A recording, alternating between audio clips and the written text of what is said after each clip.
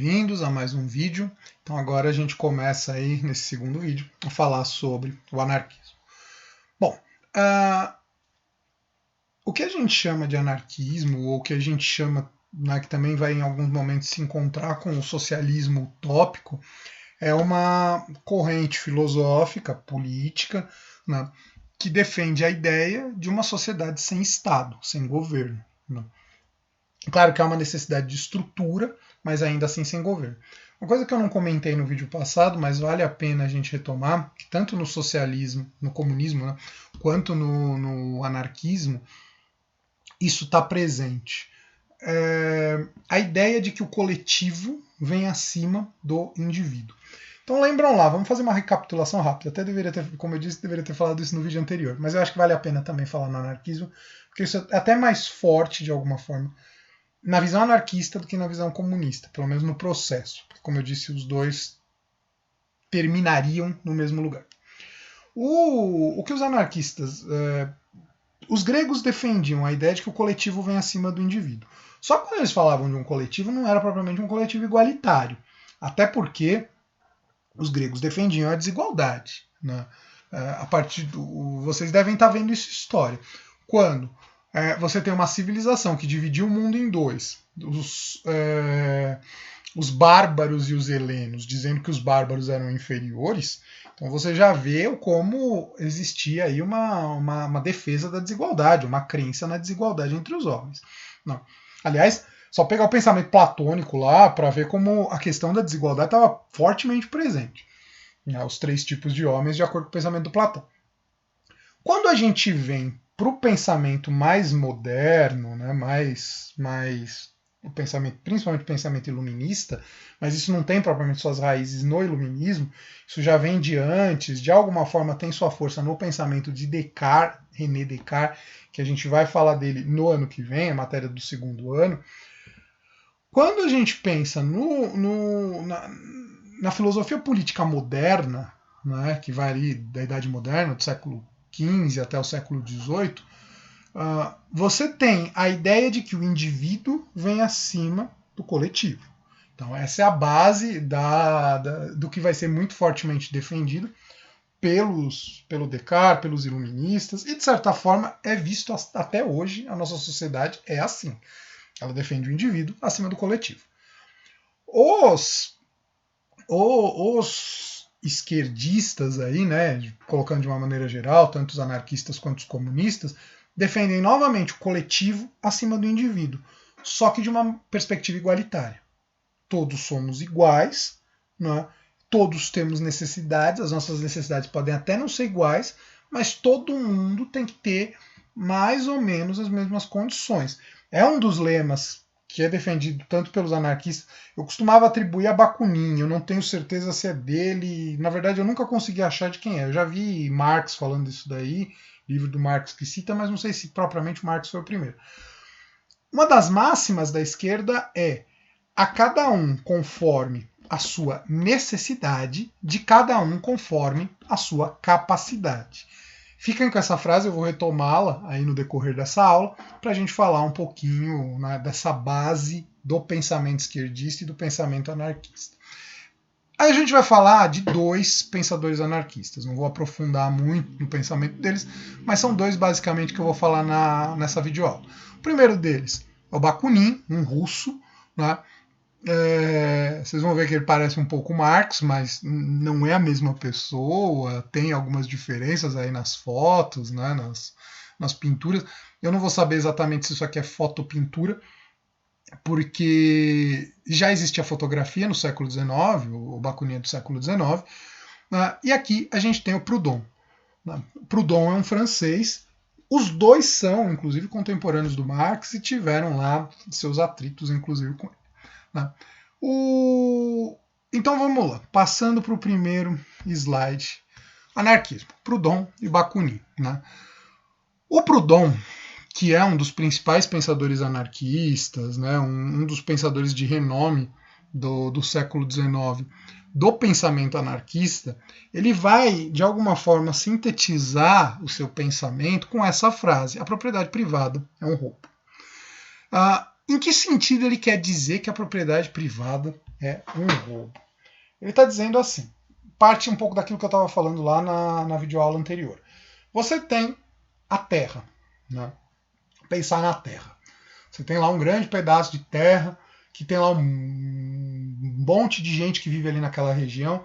Aquele pedaço de terra não pertence a ninguém. Vamos pensar um pouco para a gente poder entender, eu acho que ajuda bastante a gente a entender, quando a gente pensa nas sociedades indígenas aqui no Brasil, antes do descobrimento.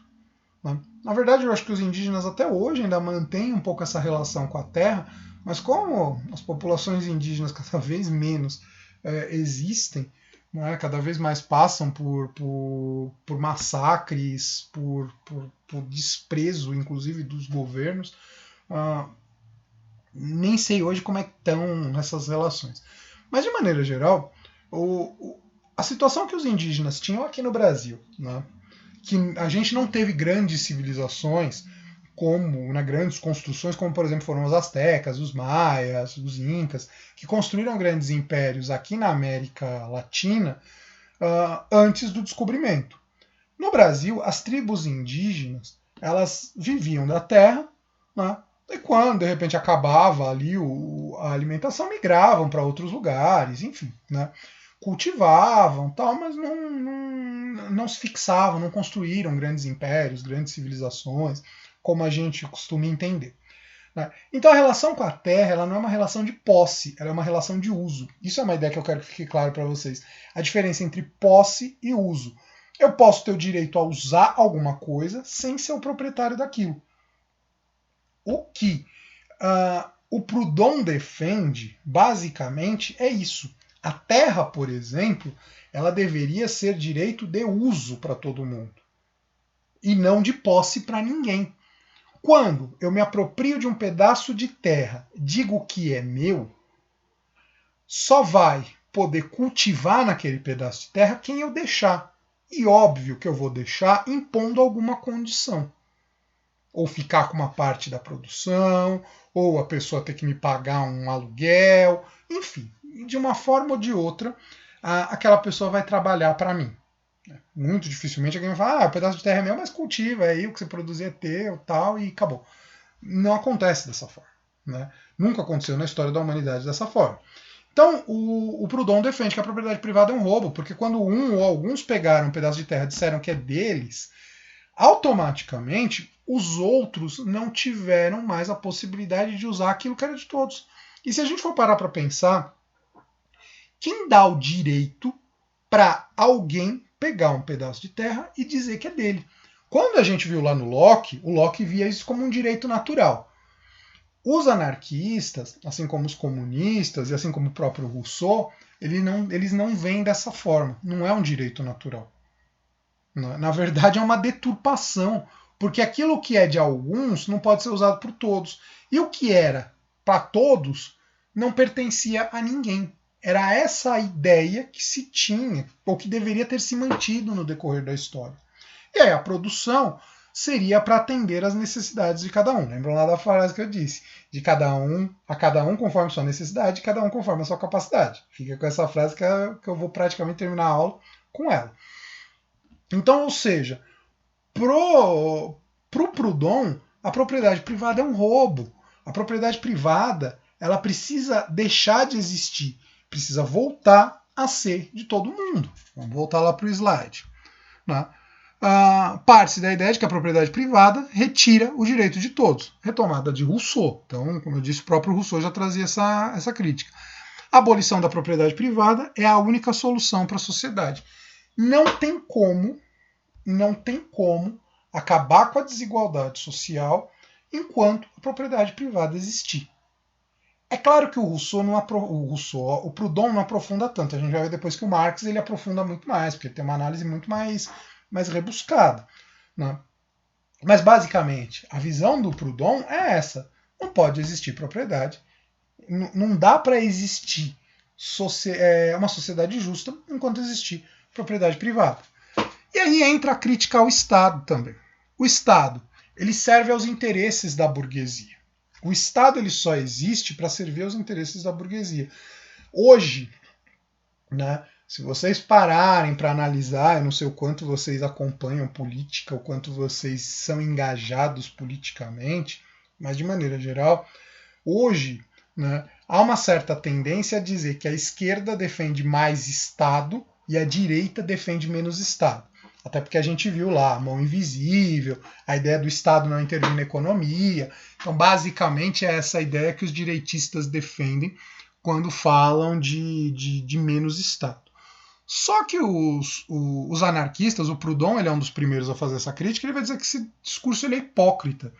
Porque é óbvio que a burguesia ela precisa de um Estado forte. Por quê?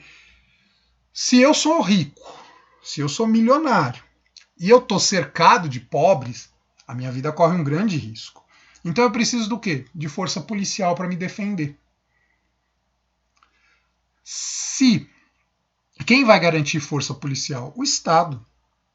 Isso é um dos exemplos. Na verdade, tem uma série de outros fatores, toda a questão de negociação, mesmo de impostos e tal. Eu não vou entrar no mérito, eu vou ficar mais nesse ponto agora, porque senão a gente também vai se perder e eu acho que, né, dá pano para manga para se discutir isso. Mas, de maneira geral, o Estado ele tem uma força, sim, nas sociedades capitalistas. É só a gente pensar aqui no Brasil. Né? Nós vivemos num país que é capitalista, que é dominado pela burguesia, né? Essa mesma burguesia que defende Estado fraco, tal, não sei o quê, Estado mínimo, né? Que é uma ideia que está muito presente aí. Mas a ideia de Estado mínimo é Estado mínimo nas questões econômicas, não nas questões sociais, até mais do que questões econômicas, mas não propriamente nas questões de repressão. Então o Estado ele serve aos interesses da burguesia, sim. O governo serve aos interesses da burguesia. Marx vai dizer que o Estado é o balcão de negócio da burguesia. É onde a burguesia vai fazer seus negócios. Tanto que sempre quem está no poder, geralmente, é a burguesia. Logo, então para os anarquistas, de maneira geral, o Estado não tem por que existir. E por que ele não tem que existir? Principalmente pensando em governo. O governo não tem por que existir. Por que não tem que existir? Se tudo foi distribuído entre todos, né? Mais ou menos igual, aí de acordo com a necessidade, essa coisa toda. Se tudo foi distribuído entre todos, se não há mais ninguém passando necessidade, teoricamente, não vão haver conflitos entre os indivíduos, ou os conflitos vão ser os mínimos possíveis. Não havendo conflitos, não tem por que haver Estado, não tem por que haver governo. Na verdade, o governo é só uma casta parasitária. Casta parasitária. O que é casta parasitária? É um grupo que está ali governando, de acordo com os anarquistas, fingindo que está trabalhando, né? Respondendo aos interesses da burguesia e vivendo do dinheiro do povo, porque é uma classe que não trabalha, que não produz e que ganha dinheiro em cima do povo. Ganha dinheiro às custas do povo. Então, para os anarquistas, não há por que existir Estado, não há por que existir governo. O governo só serve para mamar nas tetas do povo. A gente costuma falar o contrário, né, que é o povo que mama nas tetas do governo. Na verdade, é o contrário. Se a gente for parar para pensar isso, porque de onde sai o dinheiro que paga os salários dos políticos? Dos nossos impostos, dos impostos que a população paga de maneira geral. Se um político não está trabalhando direito, não está trabalhando de acordo com a vontade do povo, fazendo para o bem do povo, ele só simplesmente está sendo sustentado pelo povo sem produzir nada. Né?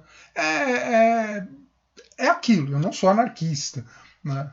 Sou de esquerda, mas a minha vertente é a outra. Né? Mas essa crítica deles é bastante válida, é bastante interessante. Então, ou seja, acabou a propriedade privada, não tem mais por que existir um governo. É lógico que vão existir funções. E aí é que entra a ideia lá da frase que eu coloquei para vocês. Né? O coletivo acima do indivíduo, como eu já falei várias vezes, aí a produção será de acordo com as necessidades. A cada um de acordo com a sua necessidade, de cada um de acordo com a sua capacidade. O que essa frase quer dizer? Que eu já citei várias vezes aí no decorrer dessa videoaula. A gente tem uma certa tendência a identificar anarquismo, anarquia com bagunça, com caos, exatamente porque não teria um governo. Mas a ideia de anarquismo, a ideia de anarquia é um contrário. Pode até ser utópica, Tanto que a gente não conhece uma sociedade que se fez anarquista. Né? Você não diz que existe um país anarquista. Comunista até teve, mas anarquista a gente não teve. Mas qual que é a ideia do anarquismo, basicamente? Né? É que cada um vai produzir de acordo com a sua capacidade. Então, por exemplo, vamos lá, pegar o meu exemplo aqui. Eu tenho a capacidade de ensinar. Acho que tenho. Né? Então eu vou produzir porque é uma necessidade da população aprender, é uma necessidade da sociedade aprender. O outro, que tem o dom lá de fazer móveis, que é marceneiro, que é carpinteiro, ele vai produzir porque é uma necessidade das pessoas terem móveis.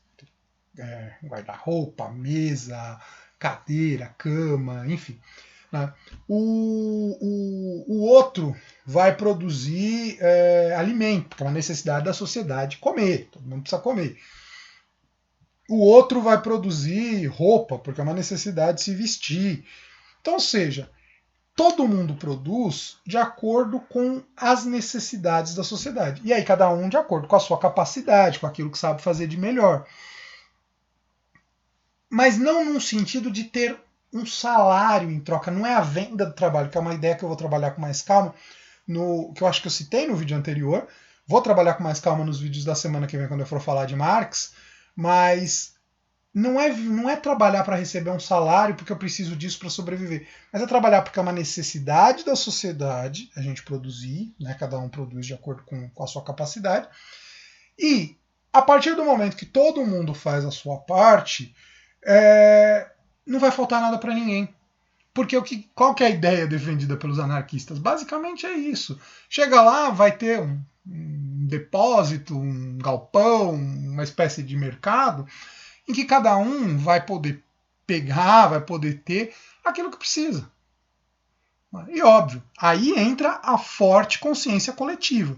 Eu não posso pegar a mais do que aquilo que eu preciso. Porque se eu pegar a mais do que aquilo que eu preciso, vai faltar para o outro. Essa que é a questão. Então, ou seja, as coisas elas são produzidas pensando na necessidade de cada um. Então, volto a dizer, qual que é a ideia da frase? Sintetizando, né, para sintetizar a ideia aqui, praticamente já encerrando esse vídeo. Todo mundo vai produzir de acordo com a sua capacidade, de acordo com aquilo que faz melhor, daquilo que gosta de fazer, enfim. A sociedade vai ter à disposição os serviços, produtos, seja lá o que for, e com isso, cada um recebe de acordo com a sua necessidade. Eu produzo pensando no bem da sociedade e recebo dessa mesma sociedade aquilo que eu preciso para sobreviver. E quando a gente fala assim, aquilo que eu preciso para sobreviver, parece que é o mínimo, né? Mas, na verdade, não é bem essa ideia. É claro, volto a dizer, a gente nunca teve uma sociedade anarquista. A gente tem algumas experiências de comunidades, mesmo aqui no Brasil, parece que teve algumas experiências entre século retrasado, começo do século passado, mas assim, eu não vou saber dizer como é que funcionava. Mas basicamente a ideia é, todo mundo produzindo, a gente pode ter o suficiente para viver, talvez até um pouco mais, mas desde que não falte para o outro. Porque o grande problema da sociedade que a gente tem, a sociedade capitalista, é que você tem gente que tem muito, mas muito, e tem gente que não tem quase nada.